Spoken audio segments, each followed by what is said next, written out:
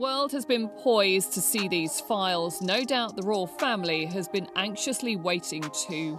More than 11,000 in the latest release. I want to begin with a detail that is impossible to overlook. As the royal family comes together at Sandringham for Christmas in the very same building and the very same rooms, fresh accusations involving Andrew Mountbatten-Windsor have surfaced with serious impact. This time the claims are not loose talk or old stories being repeated. They are based on emails, photographs, staff testimony, and a book written by a journalist who has closely followed the monarchy for many years. Royal writer Robert Jobson states that after one of Andrew's shooting weekends at Sandringham, staff members reportedly came across something deeply troubling in the guest bathrooms. It was not leftover toiletries or dirty shoes, but party bags, and not harmless ones. In his new book, The Windsor Legacy, Jobson claims these bags allegedly held drugs, lubricant, and unusual condoms. Staff found them after visitors had gone. These were not pub whispers or secondhand tales. They were items discovered inside a royal home. Thousands of documents leading to countless questions for Andrew Mountbatten-Windsor. By the very people responsible for cleaning up after members of the royal household. That fact alone would be shocking. What makes it even more difficult to dismiss is how Andrew later described these events himself. During his widely criticized 2019 Newsnight interview, he claimed these weekends were simple shooting trips, quiet traditional countryside gatherings. If Robert Jobson's reporting is correct, that explanation does not stand. This is where the timing becomes especially uneasy. Just yesterday, nearly 20 senior royals gathered at Sandringham for Christmas, listening to the King's message before heading back inside. It is the same house and the same surroundings, now clouded by a newly released photograph from the Epstein files. The image shows Andrew as he was at the time lying across the laps of 5 women while Ghislaine Maxwell stands nearby smiling. Andrew was not present at this year's gathering. He was left out, yet the overlap is impossible to ignore. I think this drip feed of revelations is drawing out the agony. I think it's also a nail in his coffin in terms of him having to speak to the authorities, both here and in the... This newest wave of controversy follows the release of thousands of documents by the United States Department of Justice. So far, nearly 20,000 pages have been made public, and with each batch, Andrew's name appears again. The material includes emails, photographs, travel details, and wording that raises serious concerns. One email in particular has drawn strong attention this week.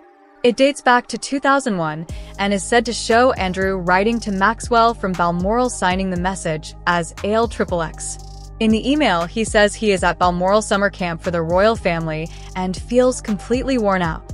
He adds that the girls are totally exhausted and asks how things are in LA and whether she has found him some new and appropriate friends.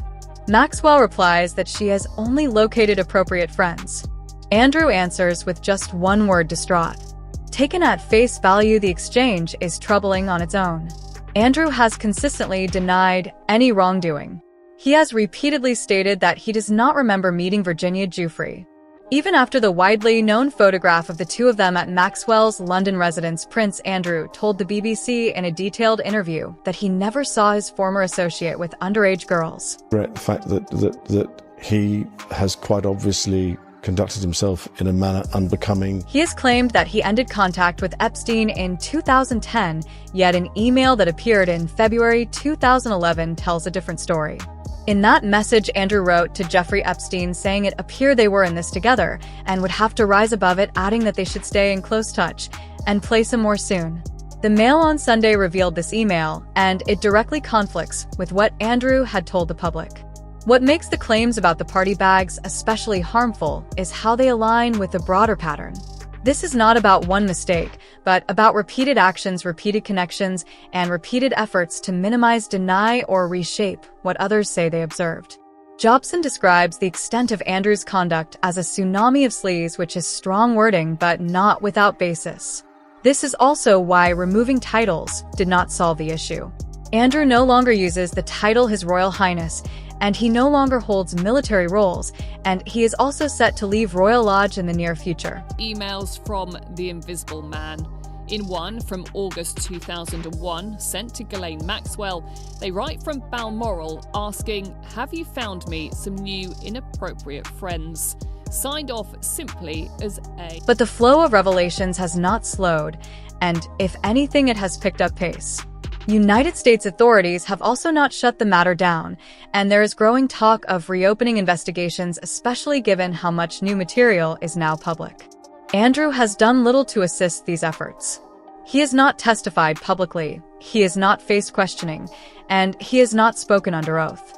Even after the death of his main accuser, Virginia Giuffre, he said nothing. Those close to him now say he is in a dark mental state and feels deserted. He believes he can simply wait until the storm passes, whether tucked away on a remote part of the Sandringham estate or living abroad. Critics, however, argue that his way of life has barely suffered. He still drives luxury vehicles, he still rides horses, and he still lives comfortably. This is where public frustration remains strong.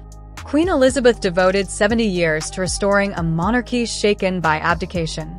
Several accounts say both King Charles and Prince William pressed her to act earlier, but she could not accept that her son was capable of such conduct. Even after removing his titles, she permitted him to walk beside her at Prince Philip's memorial, a moment many people struggled to accept. She passed away before the full scope of these revelations became known, and some have suggested that was a mercy. The issue did not end with her passing. Taking away privileges is not the same as accountability, and staying silent does not bring closure. The FBI asked Andrew to be interviewed, and he refused. The United States Department of Justice also requested cooperation, and again, nothing was given. British law cannot force him to speak, but the monarchy still controls how much shelter it provides. That is the question hanging over Sandringham this Christmas.